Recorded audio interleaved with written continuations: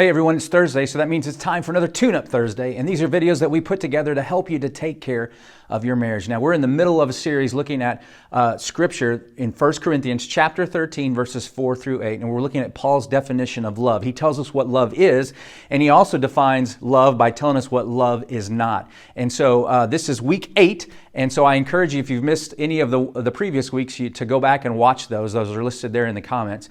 But week 8, we're talking about love keeps no record of wrong, or love does not keep any record of wrong. Now that term record is actually in the Greek, it's an accounting term. Think bookkeeper who is writing in his ledger or her ledger, and he's making a permanent record of things that are happening in the account so that he can or she can go back and look at that. Now that's great. That's a great thing to do in accounting. It's a great way to do accounting. You want to keep records so you can refer back. But it's a horrible way to do marriage. And we are looking at this love in 1 Corinthians chapter 13 through the lens of marriage. And keeping record of wrongs is not a good way to do love, because what that does is that you hold on to things from the past, and then the reason why you hold on to them is so you can bring them back up. And the only reason you would bring them back up is to use as evidence or to use as a weapon against your spouse. And keeping a record of wrongs does not help your marriage, but all it does is hurt your marriage. As a matter of fact, when it says it does not keep record of wrongs, that not in the Greek, that particle is the strongest form of negation. Basically, it's saying love absolutely does not keep any record of wrong. And so this is a love that God has called us to. And I know this seems difficult because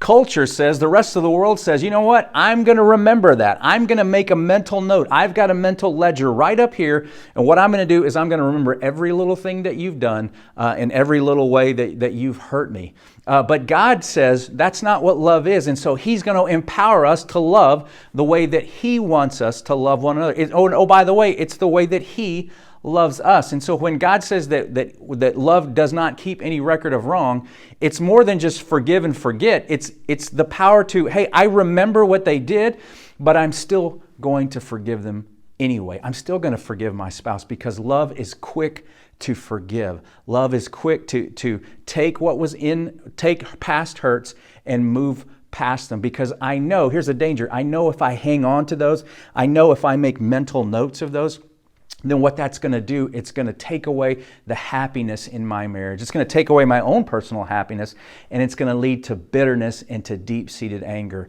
I want to read something to you. It's from Warren Wiersbe, and he said he once knew a man who actually kept a written list of the rotten things people had done to him. And Warren said that this man was also one of the most miserable people that he had ever known. He says, many people keep mental lists of the slights they have suffered.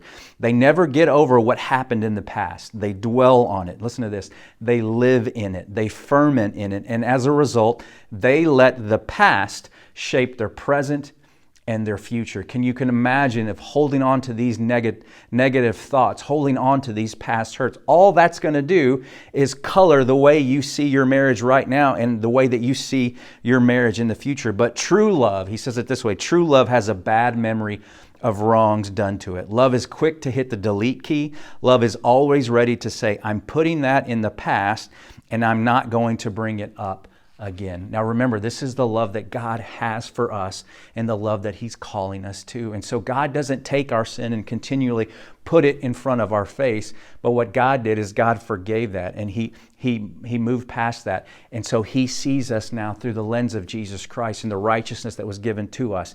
And that's what's modeled for us and how we need to love in marriage.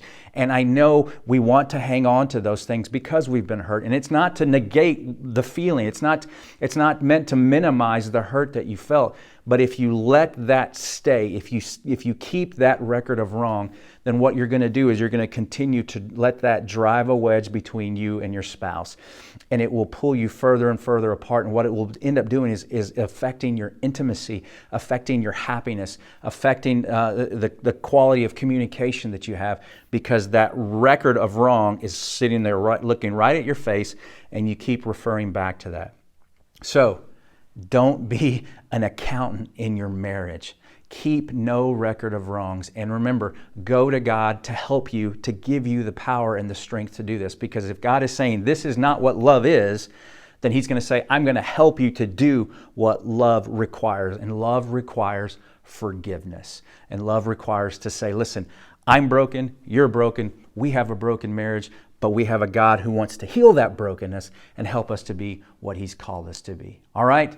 Don't keep record of wrongs. Do me a favor, like this video, share this video, and if you'd like to, comment. We'd love to hear what you think about these videos and just some of the suggestions you have about forgiveness. And as always, please, please, please take care of your marriage.